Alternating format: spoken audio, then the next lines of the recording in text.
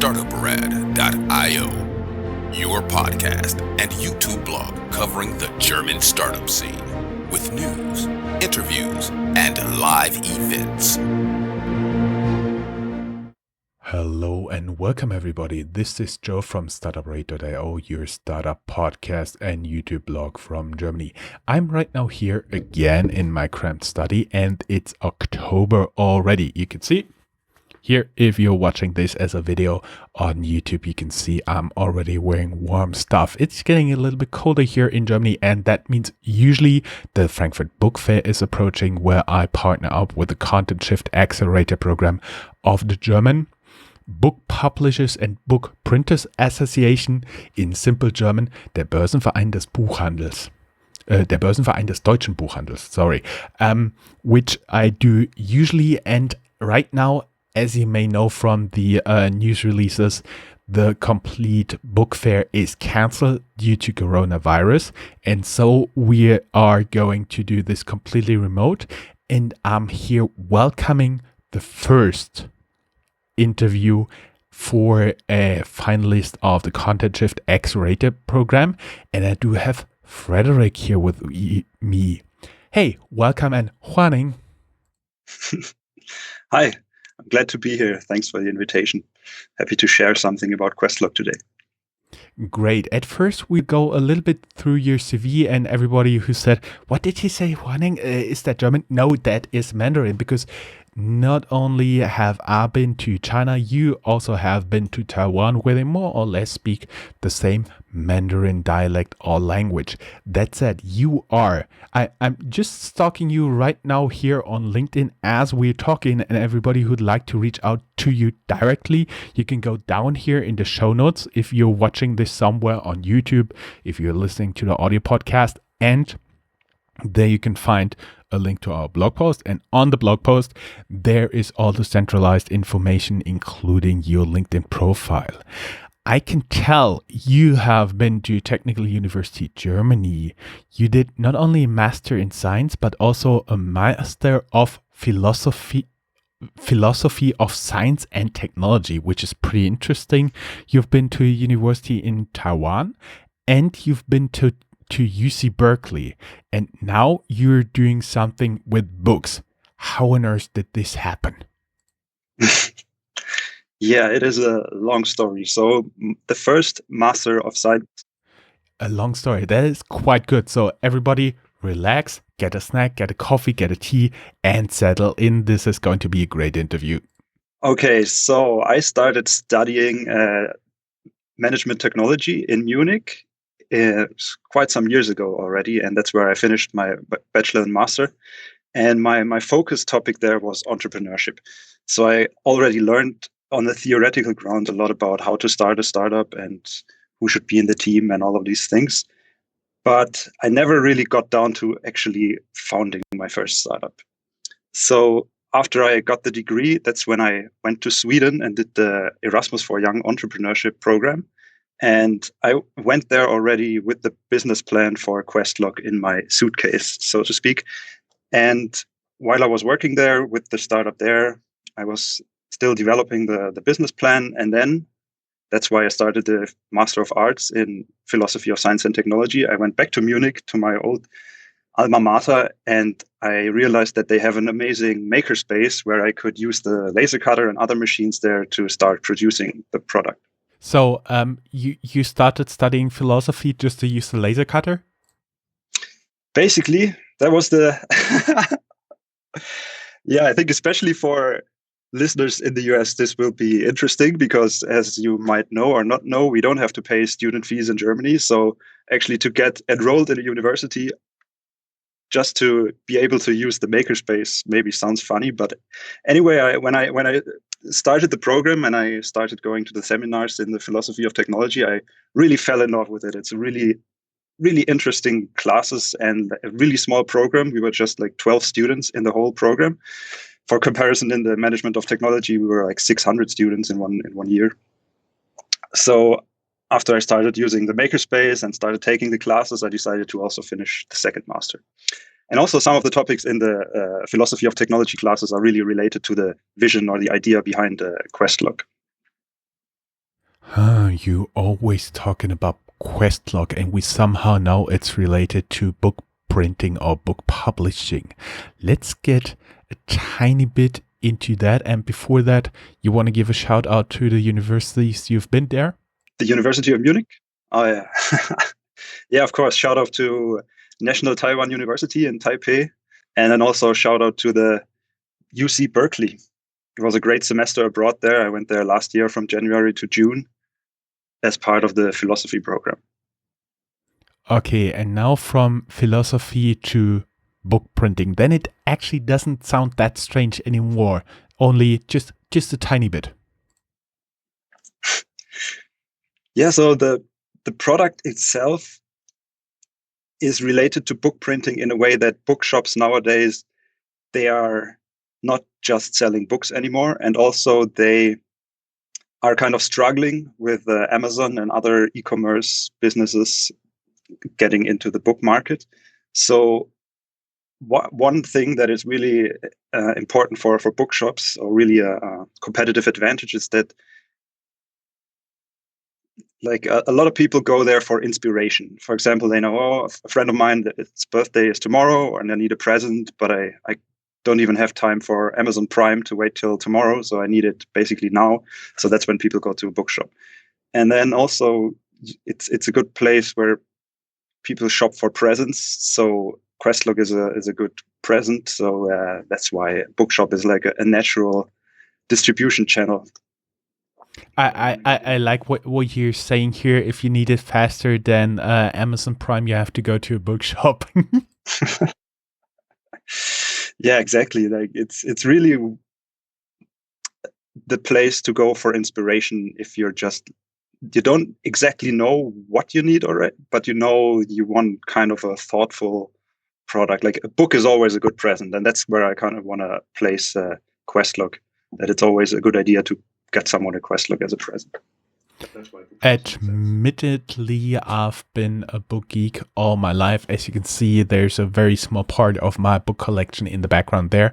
And I always love when I can go to big bookshops, especially here in Frankfurt, where you have like 5 levels completely full of books. And every time I find something there, I buy it right there on the spot in the local store. How did you get the idea of the Questlog, and how did it actually develop with Erasmus for entrepreneurs? So my starting point was that I wanted to start a company which I can mostly handle by myself with a couple of freelancers and maybe one co-founder. Then the next criterion was that it should be something in an area that I'm naturally interested in. So it doesn't feel like work when I have to write marketing texts or create content for it and all of that. So when I combined these two things, I ended up with the rough idea that I want to do something that is related to travel. As you can see from my LinkedIn CV, I've traveled a lot. And so then I realized that there's a specific niche I can go into. I had a lot of friends who collect, for example, Starbucks cups or Hard Rock Cafe t-shirts or Coca-Cola cans. And they collected from different countries because they all, as a collection, they look really nice because they have a similar design, but still you can tell that each individual object is from a different place. And the other thing I realized is from myself, but also by talking to other travelers, that many people collect all kinds of small souvenirs. It could be the plane ticket, or it could be a seashell, or it could be anything. And then they see them as really precious items because it's really connected to their personal experience. But once you get back home and you chuck it in a drawer and you don't look at it for a year or two, kind of the memories that are connected with it, they fade away. And then maybe you move to a new apartment a couple of years later and you find these things and you don't really know where they're from and why you carried them around the half of the world. Yeah, so from these two observations, that people collect these small things connected to their personal memories, but also these design objects just to represent the countries they've traveled to. I combined these two things into the product. I can just show it really quickly. So it's always like these small box with the silhouette of a country in the front, and then you can kind of mark your personal travel route with this thread. And then inside you have room to collect all these small items. And then you can put them up on the wall. And like at one glance, you can see I've been to these 5 countries and these are the paths I've traveled there. And then if you want to go into storytelling and tell your friends some personal stories about your trip, you can take them from the wall and get out all your small items and tell the small stories. Okay, many questions here, but first, how did you decide which countries are you actually gonna produce, I would say? So basically, from what I understand, it's like a physical wooden box. And how did you decide which countries you're actually gonna put on it? Because for Americans, you just need a landscape of Europe and they can interpret everything in there. How did you guys decide what countries you're actually using this for, and like what outline, what map you're using this for? Yeah, so in the beginning, we started with like the top 10 most popular travel destinations of German tourists because I started selling them in Germany. But then I always, like right from the beginning, put a form on my website that just said, you didn't find what you were looking for, send me a message and I will make the country you're looking for. And now I'm not only making countries, I'm also making combinations of different countries or just states within a country, or even regions like the Black Forest, or there's some, like every other week I get a really absurd request from some, like das Ruhrgebiet or Mülheim an der Ruhr, some tiny cities in Germany. I'm wondering, what was the most interesting request you've ever gotten for like this request form? And would you recommend any other entrepreneur to actually use this like product feedback form as well on their websites? One really interesting request I got was from a guy who wanted to cycle around the Baltic Sea, and he wanted to have a big version of the box with all the countries bordering the Baltic Sea, so he can mark the route he traveled on his bike for like half a year or something. And yeah, I guess it depends on your product. And now that I'm kind of getting more traffic on my website, I have thought of taking down the form because I get a lot of requests, and but I just block out like 2 hours a week where I do all the designs for the new requests. But I mean, the customers really love it. If I look at my reviews, then a couple of them say actually that they really appreciate that I responded to their individual request. Actually, everybody who'll go down to the links to the blog post, there's also at the very bottom, there's a feedback form, and I do also get a lot of feedback, but I try to be as responsive as possible and give as much feedback as I can. Sometimes people are just missing important information because I do not require to put everything in there. And if you do not leave an email to reply, I'm sorry, I cannot reply. But everybody else, I still try to get back to them, as well as the comments in YouTube. Do you think that's first important to stay in touch with your customers in the beginning? And secondly, are you thinking of kind of scaling this, keeping it even if you're getting bigger and bigger? Yes, so I think I will continue having the feedback form on there, but my goal is to eventually get to like a product configurator where instead of me, the customer sending me a message, I like this and that region, and then I do the design and I email it to them and they say that looks good, and then I put it in the shop and then they order it. I just put some kind of configurator on the shop where they can just outline on a map the region that they like and then order it directly. That would be the ideal way to do it for me. That's very interesting. And how are you actually keeping the production going? Because that sounds like it's very, very small units per product. So basically, I assume your wooden case is always the same. And then how do you actually get the product manufactured? How did you find the producer, and how are you keeping this going? Are you actually having like the wooden cases and you just put it into a laser printer and it kind of burns the map into the product, or how does it work? Yes, That also brings me back to your question about what I learned in the Erasmus program in Sweden. So I went there with the rough idea that I want to create this product, but then I got stuck exactly at the point that you mentioned. I thought, okay, I need at least 20 countries to begin with. And if I want to order them, like minimum order quantities are in the thousands. And I'm not going to put all of them just on in stock and hope I will sell them. So for a totally unrelated reason, I got to know the technology of a laser cutter. And I realized that with this technology, I can just manufacture the products on order. And so what I do is I prepare the basic shapes of the products. So I just have to individualize them with the final outline of the country and the name.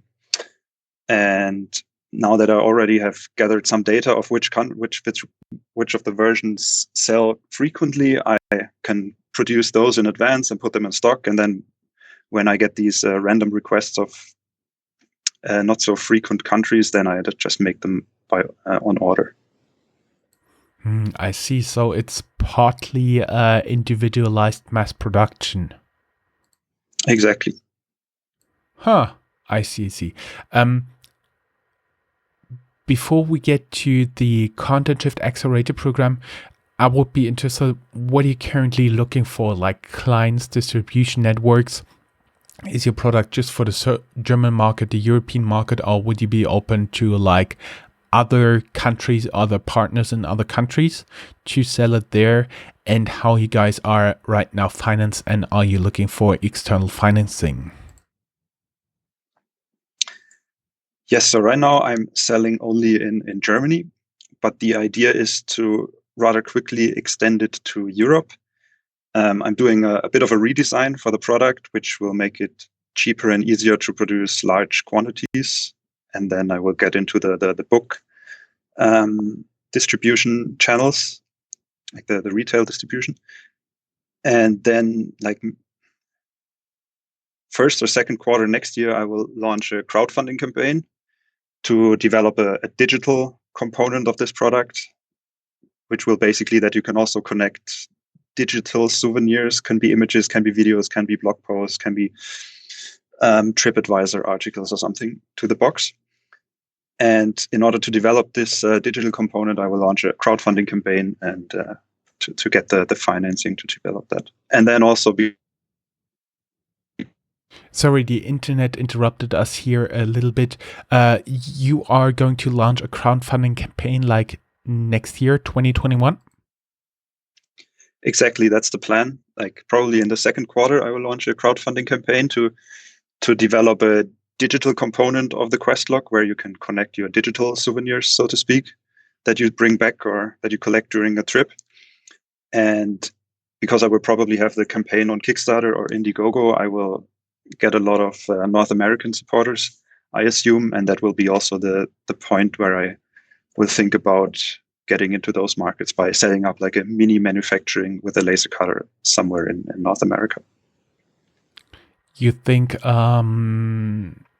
okay, you have a physical product, so Kickstarter or crowdfunding campaigns do make sense. Are you also open to like other investment forms? I am like I've started the whole thing really bootstrapped, so I'm not really looking for other forms of large capital because I think I can scale it with like minimal capital investment that I can get from cash flow. Huh, so you're completely bootstrapped startup. That is pretty interesting. And I do believe a lot of the startups out there will find it interesting how you actually set up your production process. Let us get back a little bit into the CONTENTshift accelerator program. And let's talk a little bit about how you became aware of it and what did it positively do for like you and your company. What benefits did you get out of it? Last year, I was part of the Kultur- und Kreativpilotenprogramm, which is like a program of the creatives industries in Germany. And during that program, I realized that my product really fits into bookshops, like in this whole publishing industry. And through another participant in the program last year, I became aware of CONTENTshift. And then I applied, and I got in, and I met a lot of the jury people from like publishers and large German book retailers. And yeah, it's been really rewarding to be able to speak with these experts in those in this industry. Mm-hmm. I see. What kind of startups would you recommend to apply for this program? So I would say that either if your customers are in the publishers or the retail shops, then that's probably when you can benefit the most from the program, because you have direct access to really executives who can give you great insights and even give you a deal and could be your first customer if they like your product. And then also if you're a startup that has like a B2C product, which like Questlog would profit from this distribution network of German bookshops, which is really large. Like even small cities in Germany usually have a bookshop, so it's a really valuable distribution channel, and also a really complicated one with a lot of things to know. So it's good to have some experts that you can ask questions. We may add, for everybody who doesn't know the German market, basically, like you said, in every small city there is a small bookshop, and there are not like the giants of like Barnes Nobles or something around here in Germany. There's some chains that are present in shopping malls. There are some chains that are present like with big box stores inside of large cities, but basically in most of the cities you won't find any bookstore associated with like a big brand or big chain, right? Exactly. For example, the town that I live in has a population of around 45,000, and we have one big chain bookstore and at least 2 or 3 smaller ones. Mm-hmm. I see. And through the Börsenverein, you actually get the access to like all the small players, right? Yes, well, you get access to those platforms that provide all the bookshops with the data of which books are available, basically. So the bookshops, they don't really want to buy all of their products from different suppliers. For example, if they sell 20 Questlogs a month, they don't want to have it. It's better for them, let's put it that way, to have like one relationship with their big distributor and to purchase Questlogs through them instead of having a separate relationship just with me as a supplier. And this is where the Börsenverein can really help you understand how that works, how you can get your information and your products into the platforms where all those bookshops put in the orders. I see. Sounds like a very good distribution channel. We're now recording with a few interruptions, like for approximately half an hour, and I'm afraid we need to cut out quite a lot because the internet, your headset and all the setup gave us some trouble. Really sorry about that. Well, we tried to get it out. I think we've said it all. Like I've talked about the product, talked about how I got the idea, how I'm manufacturing it right now. And yeah, I'm glad I had the opportunity to talk to you. The pleasure was all mine. Thank you very much for being such a great guest, and hope to see you soon again. Thanks. Yeah, talk to you soon. That's all, folks. Find more news, streams, events, and interviews at www.startuprad.io. Remember, sharing is caring.